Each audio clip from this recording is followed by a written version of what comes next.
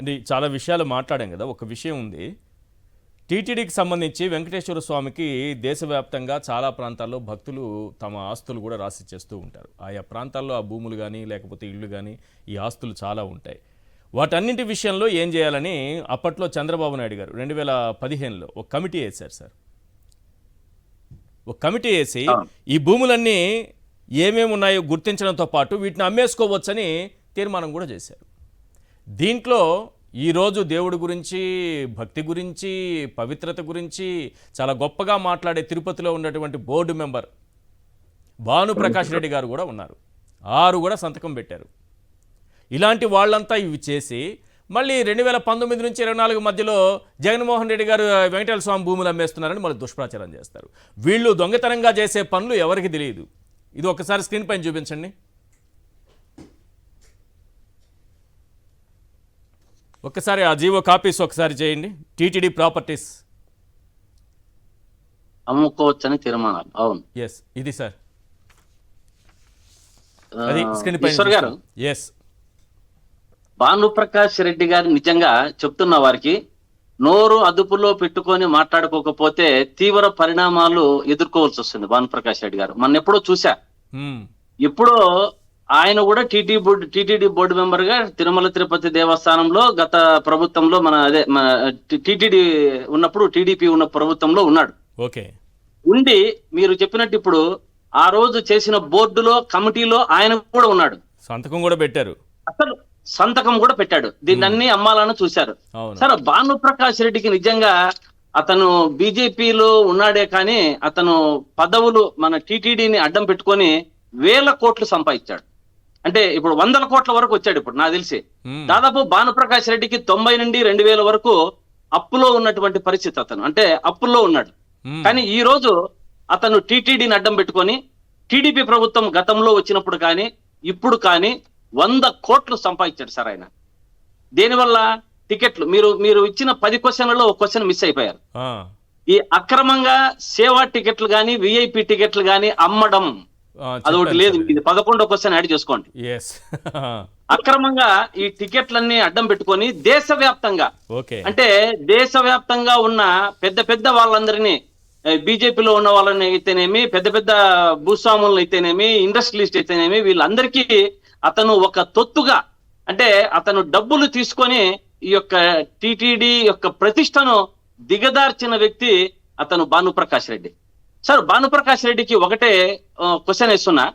దాదాపు టీడీపీ ప్రభుత్వంలో గాని ఇప్పుడు గాని 4 సార్లు బోరా అనేటువంటి వ్యక్తి ఉన్నాడు. అవును, ఇప్పుడు కూడా మొన్న బీజేపీ ప్రభుత్వంలో వచ్చాడు అతను బోరా. అతను చేసే పని, ఇతను చేసే పని రెండు ఒకటే. ఎక్కడ ఉన్న పెద్దలందరినీ వీళ్ళను క్యాచ్ చేసుకొని వాళ్ళ స్వప్రయోజనాల కోసం వీళ్ళిద్దరూ కలిసి వాడుకుంటూ ఉంటారు. ఆ బోరా అనేటువంటి మన టీటీడీలో 3 సార్లు అయిన తర్వాత 4వసారి బోర్డు మెంబర్ గా ఉండడానికి ఎవరికి అర్హత లేదు. కానీ ఆ రూల్స్ ను కూడా తుంగలో తొక్కిన కూటమి ప్రభుత్వం, అంటే దాంట్లో బీజేపీది కూడా బాధ్యత ఉంది, జనసేన బాధ్యత ఉంది, తెలుగుదేశంది బాధ్యత ఉంది. ఈ తుంగలో తొక్కేసి అతన్ని 4వసారి కూడా మనకు, అతను అమిత్ షా మనిషో లేకుంటే జుంజులవాలా మనిషో బీజేపీ మనిషో ఇది వేరే గాని 4వసారి బీజేపీలో టీటీడీ ప్రభుత్వంలో ఉండడానికి అర్హత లేనప్పటికీ అక్కడ ఉన్న రూల్స్ అందరినీ తుంగలో తొక్కినటువంటి బీజేపీ ప్రభుత్వం, కూటమి ప్రభుత్వం. ఇటువంటి భానుప్రకాష్ రెడ్డి మాట్లాడడం చాలా హాస్యాస్పదంగా ఉంటుంది. భానుప్రకాష్ రెడ్డి అనేటువంటి వ్యక్తి పదవి రావడానికి, టీటీడీని అడ్డం పెట్టుకోవడానికి ఎన్నిసార్లు ఏదైనా మాట్లాడేటువంటి వ్యక్తి అతను. అతనికి నోటికి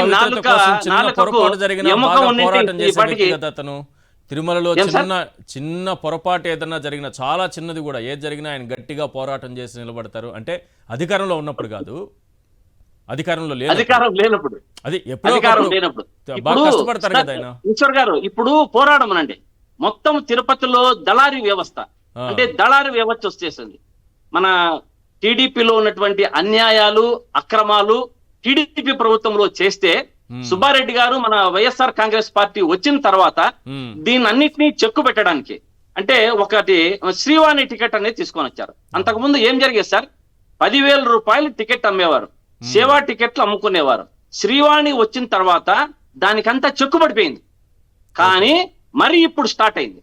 అది ఓన్లీ జగన్మోహన్ రెడ్డి గారు, సుబ్బారెడ్డి గారు తీసుకొని వచ్చి అన్యాయాలు అక్రమాలు జరుగుతున్నవన్నీ ఆపి పులి స్టాప్ పెడితే ఆ శ్రీవాణిని టికెట్లు తగ్గించేసి ఇప్పుడు మరి అమ్మకాలు స్టార్ట్ అయ్యి దళారులతో నిన్నగాక మనం చూసాం.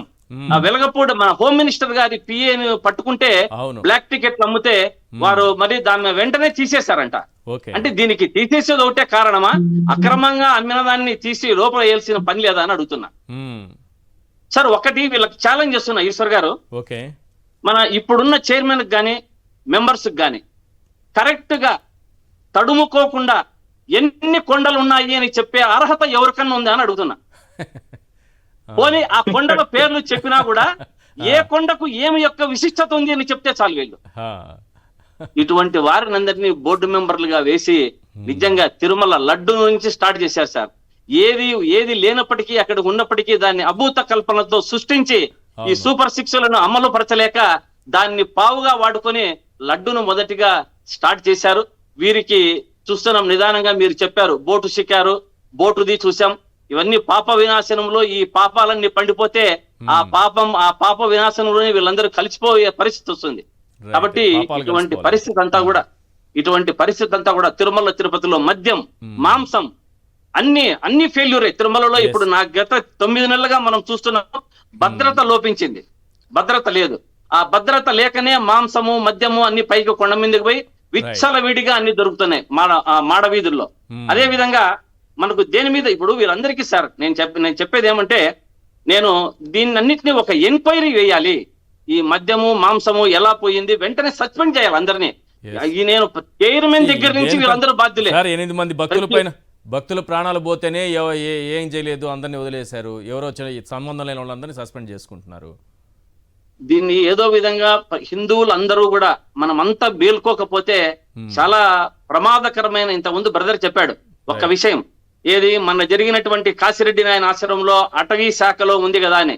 ఈ తిరుమల తిరుపతి దేవస్థానం గాని శ్రీశైలం గాని ఇవి కూడా అటవీ శాఖ పరిధిలో ఉన్నాయి. దీనిలను కూడా నిదానంగా దీని జోలకు వచ్చే అవకాశాలు ఉన్నాయి. మనం హిందువులంతా మేల్కొనాలి అనేది హిందూ బంధువులందరికీ నేను తెలియజేస్తున్నా.